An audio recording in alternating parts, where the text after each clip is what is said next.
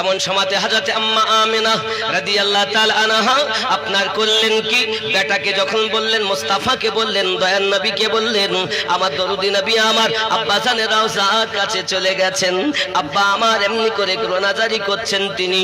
ও সোনা মানিকেরা আমার, এমনি করে দূর থেকে আম্মা আমিনা রাদিয়াল্লাহু তাআলা আনহা দাসী উম্মে আয়মানকে বলছেন, দাসী উম্মে আয়মান আমার কাছে এসো। দাসী উম্মে আয়মান যখন কাছে এসেছি, বলছে, দাসী গো, আমার শরীরটা ভালো করতেছে না, আমাকে একটু ধরো। ও বাবাজিরা আমার, এমন সময়তে উনি যখন ওইখানেতে বসে পড়েছেন আর হেলান দি চোখটা একটু এটে এসেছে, হঠাৎ করে দেখতেছেন রওজার উপরে খাজা আব্দুল্লাহ আমনাকে হাতছাউনি দিয়ে ডাকতেছে।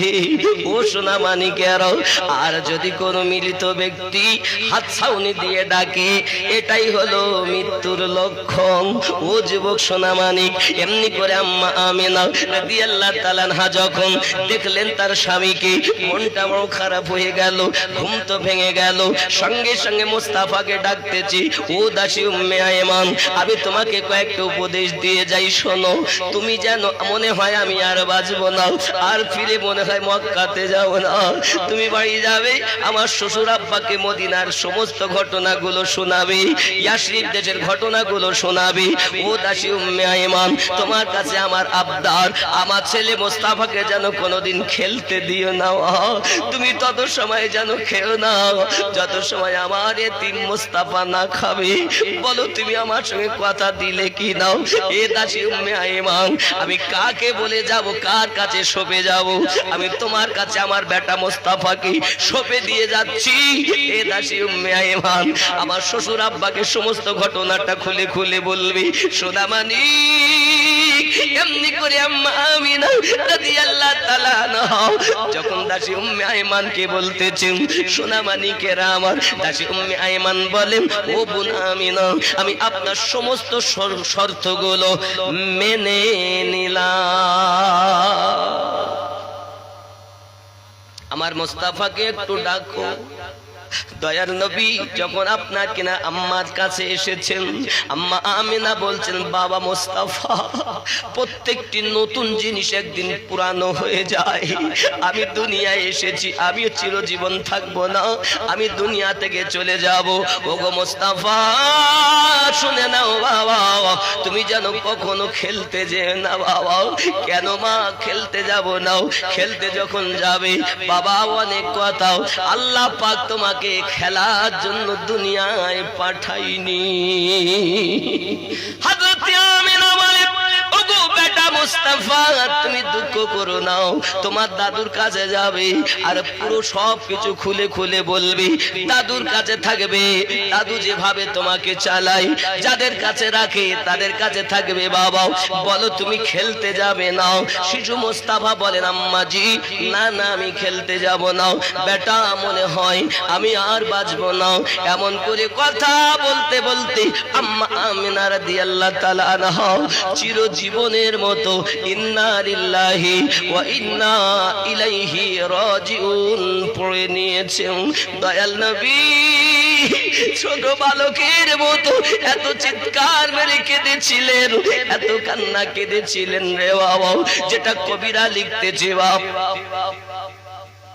শিশু নবী মায়ের পাশে বসে বসে কাঁদে রে, আর শের পায়া হিলে রে। দয়ার নবী মায়ের পাশে বসে বসে কাঁদে রে, আর শের পায়া হিলে রে। বাড়ি গিয়ে কাকে আমি ডাকিব? দয়াল আম্মা,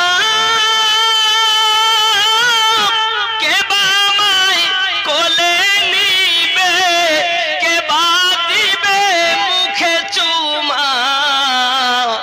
গর্ভে এতিম পিতা হারা মাও গেল চলে রে, আর শের পায়া হিলে রে। দয়ার নবী মায়ের পাশে বসে বসে কাঁদে রে আরশের পায়া হিলে রে আল্লাহুম্মা মোহাব্বতে ওয়া আলা আলি সাইয়্যিদিনা। আব্বাজি আমার সোনা মানিকেরা, হযরতে দাসী উম্মে আয়মান কাঁদতেছেন, প্রিয় রাসূল আপনার কাঁদতেছেন। পেটে থাকতে আব্বাস হারিয়েছেন, 6 বছর বয়সে চিরজীবনের মতো আম্মা হারিয়ে ফেলেছেন। দয়াল নবী আমার এমন কি বিশাল কান্না করেছেন সেখানে।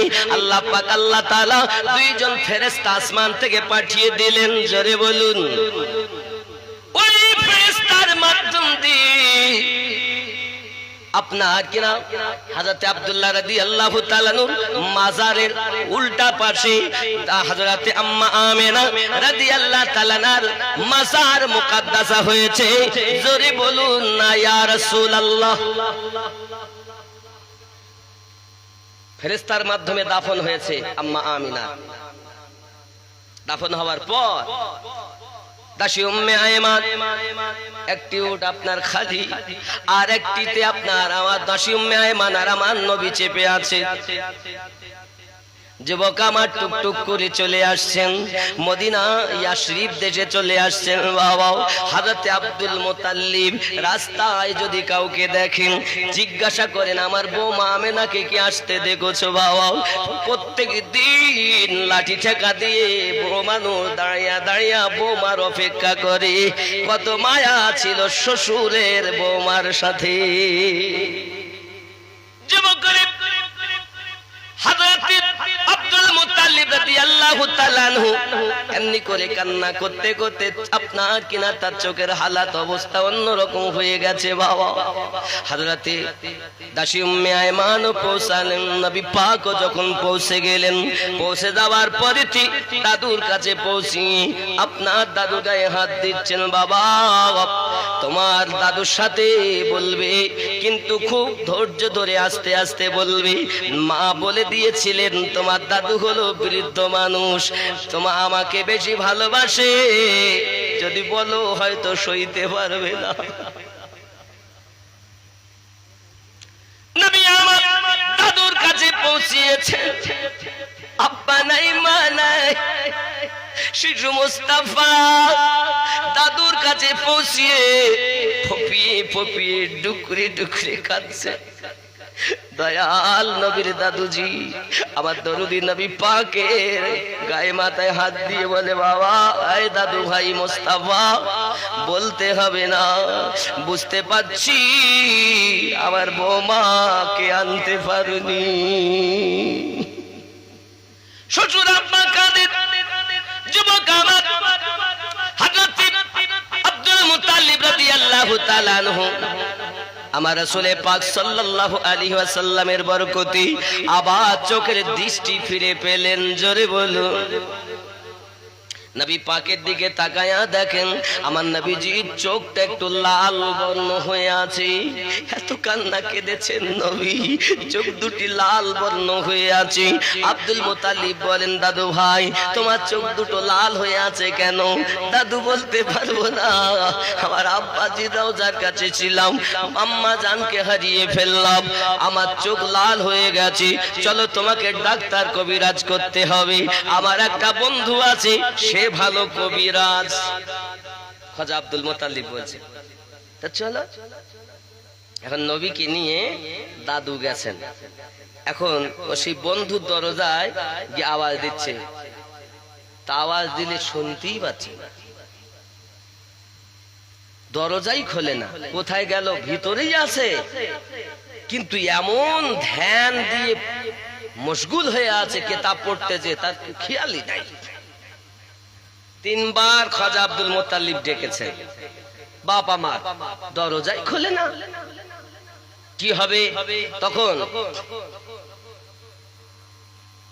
মহান আল্লাহ পাক আল্লাহ তাআলার কি কুদরত, যে ঘরে আছে বাবা ওই ঘর মানে তো পাথরি এলাকা, তাও কিন্তু ওপরটাই করা আছে, ছাদ মতো করা। তো বাপ ওই ছাদ যেন ভেঙে ফেলে দেবো, আল্লাহ পাকের ফেরেশতা বলছে পড়িয়ে না যায়, কারণ হাবিব দরজাতে, আল্লাহর হাবিব দরজাতে, দাদু দরজাতে, বিয়াদবি না হয়ে যায়। মহান আল্লাহ পাক আল্লাহ তাআলার কি কুদরত।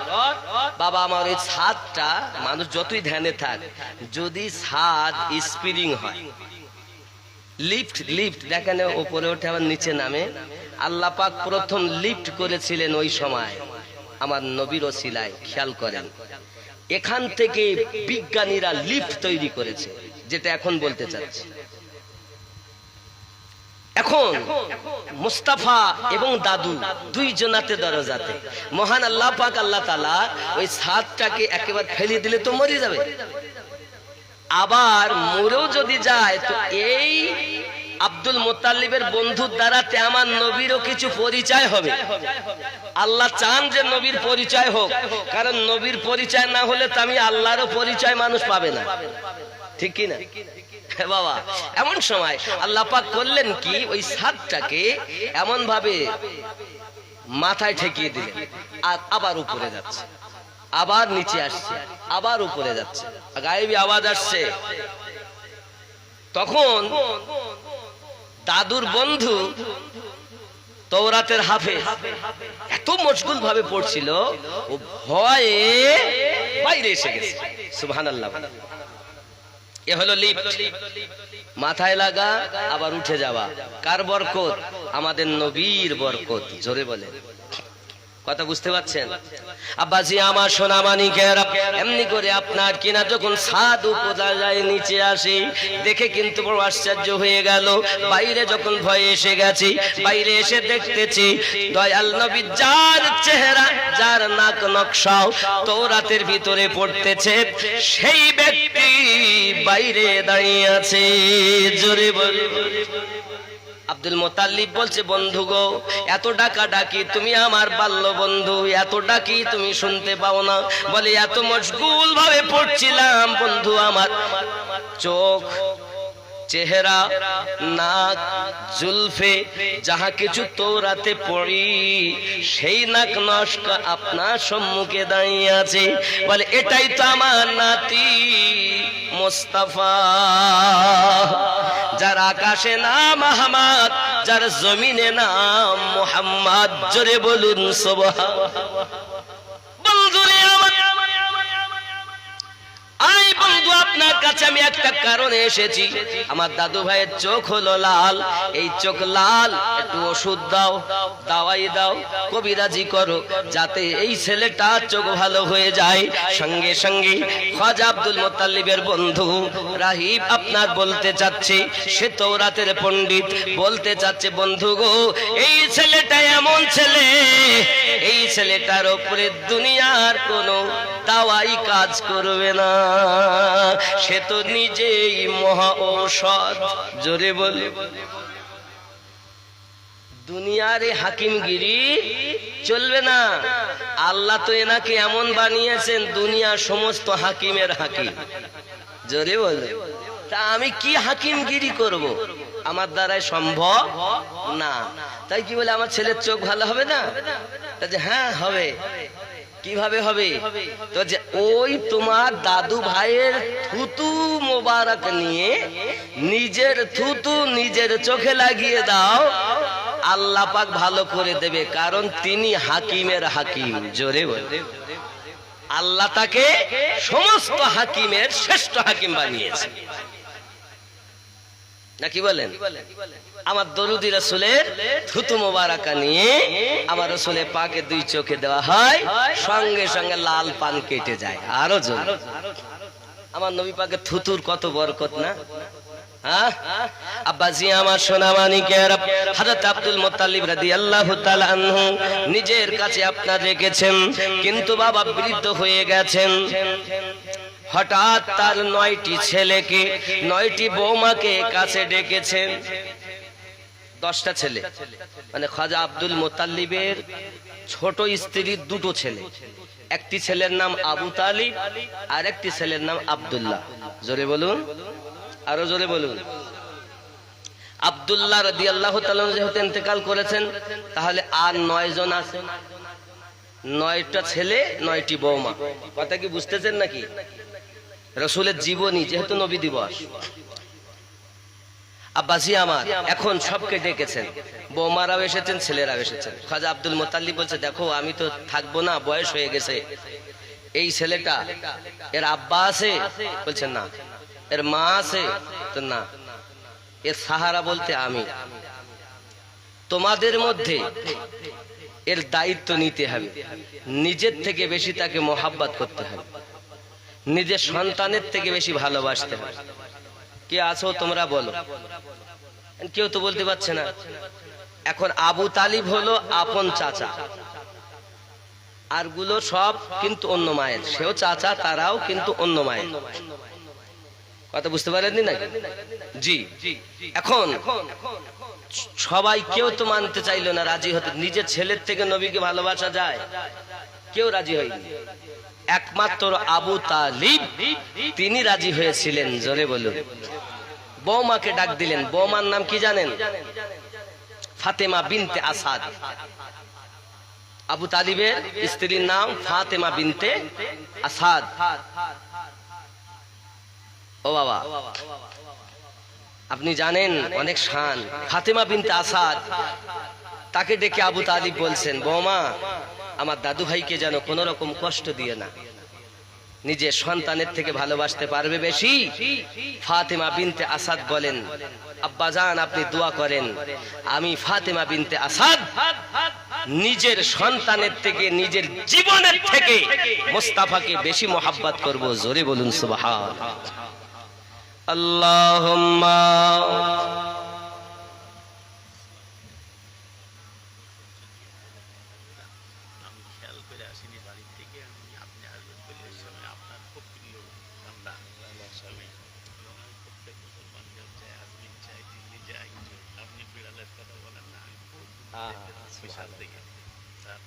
সেদিন বুঝাল আমার সঙ্গে মাওলানা সাহেব ছিল, আমাদের এই অবস্থা ভাইও ছিল। তারপরে লোকের সঙ্গে একসঙ্গে হাজির গেলাম 18 সালে। গত বছর আমার যদি লাগিয়েছি। আপনার ফোন নাম্বারটি দিয়ে দেন। ফোন নাম্বার দিন, আপনার সাথে পরে কথা হবে।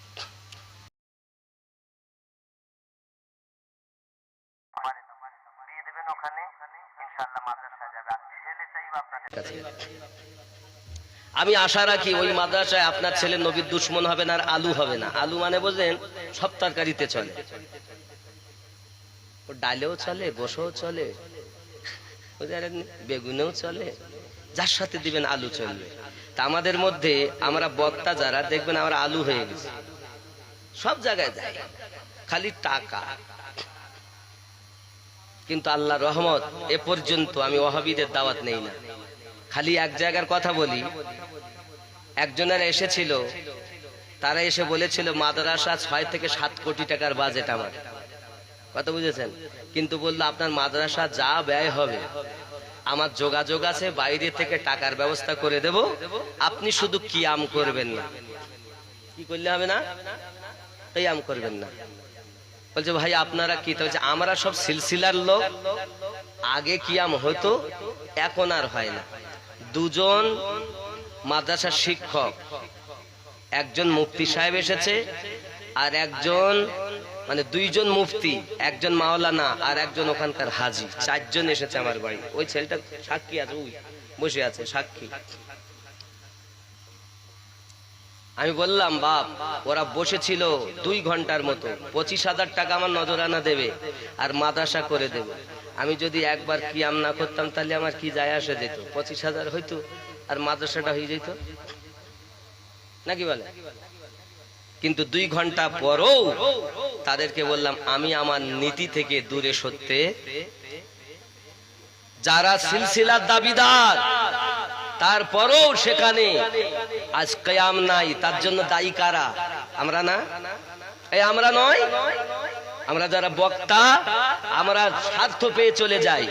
অনেকে দেখতে এই জায়গায় কিয়াম হয় না, তবে যে আমাকে মাঝখানে দেবে, ফার্স্টে দিলেও কিয়াম করবো, লাস্টে দিলেও করবো। কিয়াম নাই তো তোদের দাওয়াত 1 কোটি টাকা দিলেও আমিনুদ্দিন তোদের দাওয়াতে নাই।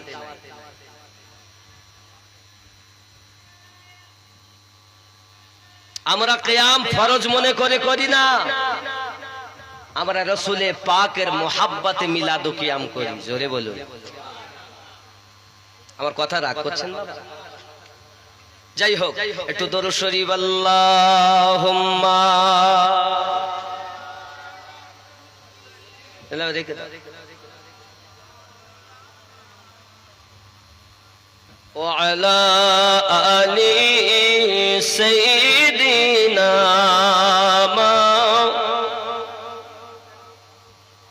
বাবজি আমার নবী পাক সাল্লাল্লাহু আলাইহি ওয়াসাল্লাম সেখানে বসে দাদুর সঙ্গে এবং চাচা চাচি আম্মারা বসে খাজা আব্দুল আপনার কিনা আবু তালিব নিজে দায়িত্ব নিয়ে নিলেন, ফাতিমা বিনতে আসাদ তিনি দায়িত্ব নিয়ে নিলেন সন্তানের থেকে বেশি মহব্বত করব। যুবক আমার বাড়িতে নিয়ে গেলেন, যত্ন আপ্যায়ন করে আমার নবীকে লালন পালন করেন। বাবা আমার যখন আমার নবী পাক সাল্লাল্লাহু আলাইহি সাল্লামের 8 বছরের মতো বয়স হয়েছিল, 8 বছরের মতো বয়স হয়েছে, দাদুজি দুনিয়া থেকে ইন্তেকাল করেন। কিতাব লিখতেছে ওই সময় খাজা আব্দুল মুত্তালিবের বয়স ছিল 120 বছর। কত 120 বছর বয়সে দাদু আব্দুল মুত্তালিব ইন্তেকাল করেছিলেন। পুরো দায়িত্বটাই আমার নবী পাকের নিয়েছিলেন আবু তালিব এবং তার স্ত্রী। আরো জোরে বলুন সুবহান। আব্বাজি আমার সোনামানিকেরা, অনেক কথা পৃথিবীর সরজমিনে আমার আপনার নবী সাল্লাল্লাহু আলাইহি ওয়াসাল্লামের দায়িত্ব যখন নিয়েছেন, চাচা বা কোথায় যাবেন? চাচা আবু তালিব বলেন আমি ব্যবসায় যাব, তেজারাতে। নবী পাক বলেন চাচা আমিও যাব।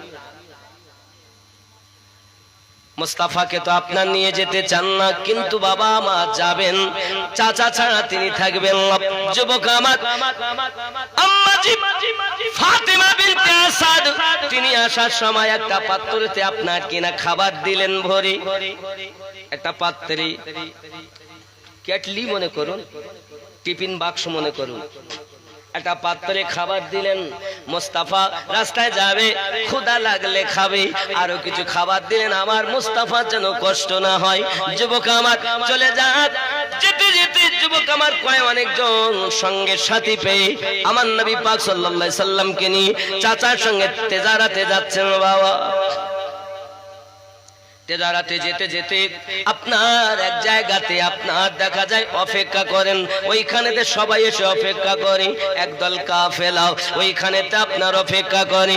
বাবাজি ওইখানে একজন তাওরাতের পণ্ডিত আছে, তার নাম লিখতেছে, তার কথা বলা হয়। যুবক আমার সে বড় কৃপি, কোন মানুষকে খেতে দেয় কোনো দিন দেয় না, আর যদিও দেয় তো বিনা স্বার্থে দেয় না, বুঝতে পেরেছেন? তার নাম লিখছে বহিরা, বুঝতে পেরেছেন? এই বহিরা খুব বড় আপনার তাওরাতের পণ্ডিত। সে আপনার করে কি জানেন?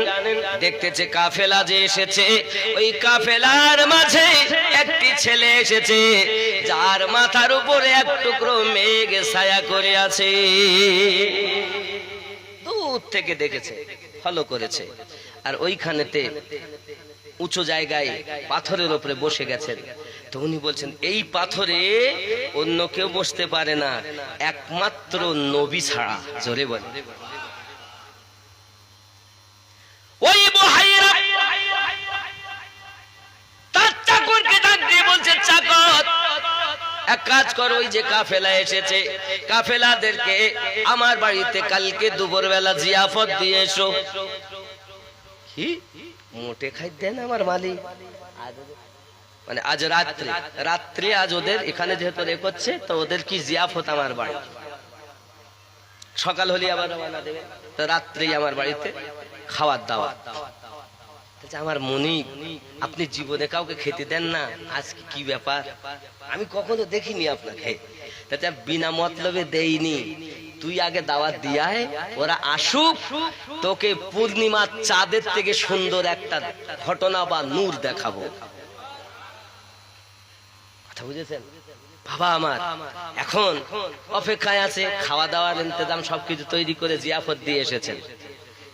জিয়াফত যখন দিয়েছেন, দাওয়াত যখন দিয়েছেন, ওরা আসবে, এমন সময় আবু তালিব বলেন, মুস্তাফা জি চাচাজি, তুমি এখানে বসে সামান পাত্র চকি দাও, আর তোমার আসার সময় তোমার আম্মা যে কেটলিটা দিল ওই পাত্রটা দাও, আমি আসবো খেয়ে আর তোমার জন্য খাবার নিয়ে আসবো। কথা বুঝেছেন? খাজা আবু তালিব করেন কি, এমন সময়তে আপনার কিনা সকল যারা যাত্রী সঙ্গে ছিল সকলকে নিয়ে যখন ওই আপনার বহাইরার বাড়িতে আপনার গিয়েছে, বহাইরা তার চাকর অপেক্ষা করে যখনই হয়তো আমি দেখতে পাবো নুরানি চেহারা, কিন্তু সবাই এসেছে, আমার নবী তো আসেননি।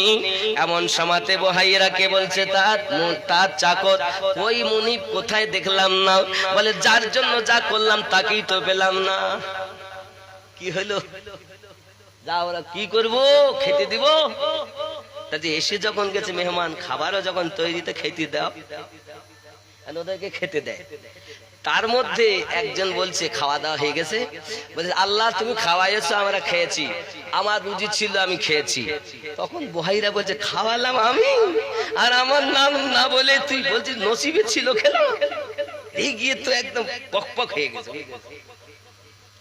বন্ধু আমার বহাইরা রাগ করে আছে, যুবক আমার এমনি অবস্থার মাঝে আপনার কিনা তাকে যখন বকাঝকা করে, আবু তালিব বলেন বকবেন না, সে বোঝে না, জানে না, তাই বলেছে।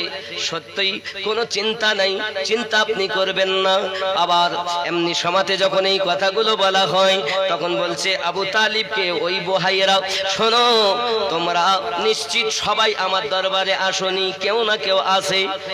না সব এসেছি, না আসনি একজন কেউ না কেউ বাকি আছে, কারণ আমি দেখেছি তোমাদের মাঝে কেউ একজন ছিল যার মাথার উপরে আকাশের মেঘ ছায়া করেছিল।